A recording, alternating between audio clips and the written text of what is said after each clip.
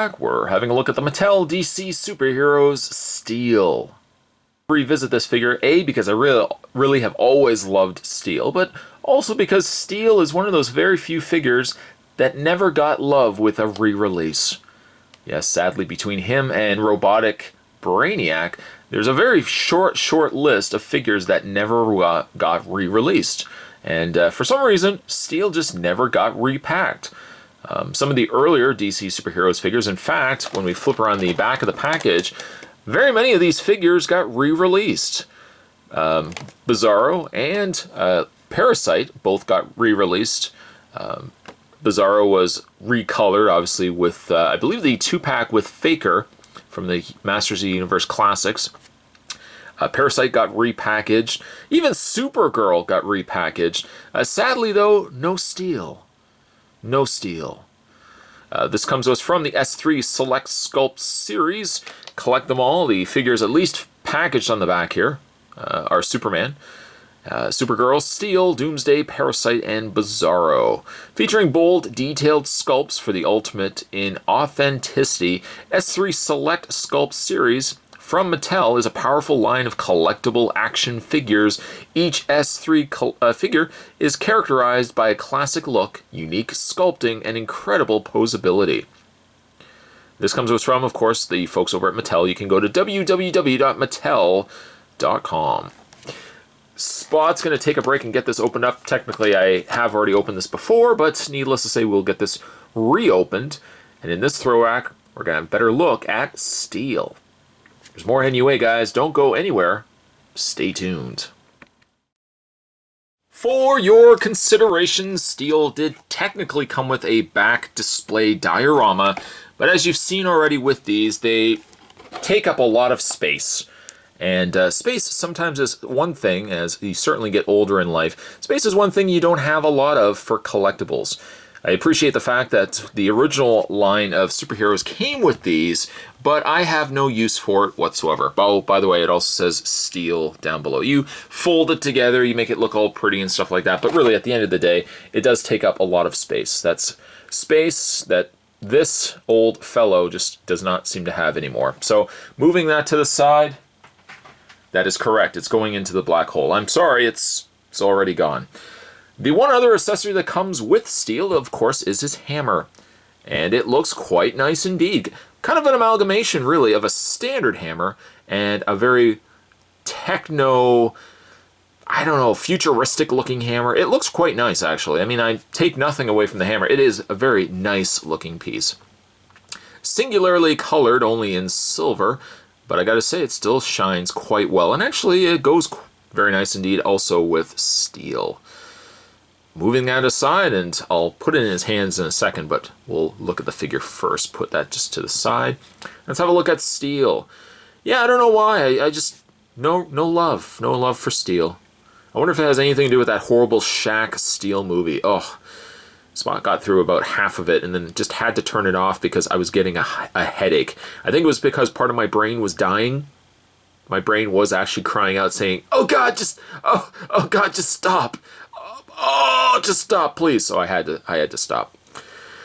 Anyways, though, I gotta say, though, the figure is still, even after all these years that this figure was released, still a gorgeous looking piece. It is also, being that this has never been re-released, it turns out to be one of the more expensive Mattel, I was going to say Masters Universe, but Mattel DC Superheroes figures. Especially if you are somebody that's already been collecting like the Cyborg Superman, Superboy, and the Eradicator, yeah, you're going to need Steel here to fill out the reign of Superman. Now, Steel came with various different variants, and really the only variant really being is the shield. That was about the only thing that was colored differently. One I think was in chrome, one was in like an actual, I think it was like a bronze or something like that. But neither of which really interested me. Didn't interest me back then. Certainly didn't interest me now. This is just the regular version of Steel, and I think works the best for the figure. He is still making use of the standard, and even used to this day, the standard DC Universe style body. Of course, yes, they've added additional components, and there's a little bit of wiring and cording on the side of his legs, little bit more beefed up around the boot area there. And of course, he's got the large gauntlet featured on the one side of his arm. But he's a really nice looking piece. Even like the back side, they didn't give him just a straight out red. Red would have easily worked, but they gave him this nice, I want to say like a cranberry color with a darker gray indicating the, I guess the shadowing on the cape itself. It looks it definitely looks like a very nice piece. And I would almost say that the Mattel DC Universe figures may not have as cool of a cape as some of the older superheroes figures did have. As for his face, let's bring the camera in. Let's get a better look at his face. Again, really nice. He's got all the rivets up along the forehead area of his face and nice white eyes that stand quite a bit out versus the darker gunmetal that they've used for his head, really, and for his arms and his legs. Not only really is it just a painted metallic coloring, but it almost looks like there's got some flecks, different colored, like metallic coloring in him. But I mean, the sculpt on his face is still, to this day, very nice. And I would almost even say, like, from the DC Superheroes figures, Steel could very well still be one of my favorites. And when you get to his articulation, yes, again, it does have the same sort of articulation that we've seen before. His head does rotate left and right, up and down, because via the ball joint that's on his neck here. He does have hinged shoulders, though slightly hindered by the fact he's got the shoulder pad frame, this whole section right here on top of his upper torso. He does have still a crunch in the torso. I don't know if he actually has, well, he does have a very stiff waist swivel, and his legs go forward, back, out. Swivel in the thigh, bend at the knee, bend at the foot. What I like, too, is the fact that if this is the only Steel that we'll ever get, at least it has the additional articulation that we would come to love with the DC Universe figures. Unlike, say, some of the older figures like Bane, the original Batman, Azrael, I think, also had this as well, just straight-out swiveled joints. It's nice to see that Steel at least got to the point of DC Superheroes figures where the extra articulation was added in the legs and in the shoulders. And for your consideration, let's put the hammer into his hand. It's hammer time. I suppose it is. Let's put the hammer into his hand like so. Depending on really how you want to have it. I mean, you could just kind of have him holding it in one hand if you really want to. But as you can see, he holds the hammer very well indeed. Yes, it's a shame. Poor Steel, you never got a re-release.